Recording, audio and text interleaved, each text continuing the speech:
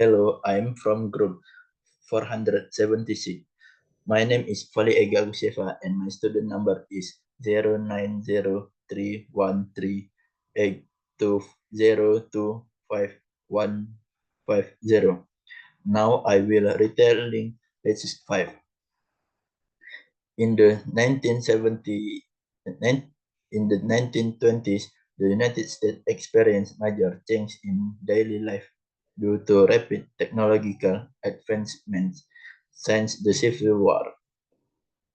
Innovation like rapid printing presses and the telephone made communication easier, while the phonograph, radio, and sound films introduced a uniform media experience nationwide.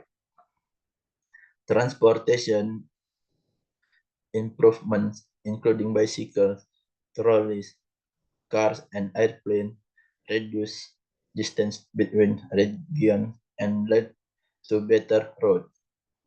The internal combustion engine enabled the development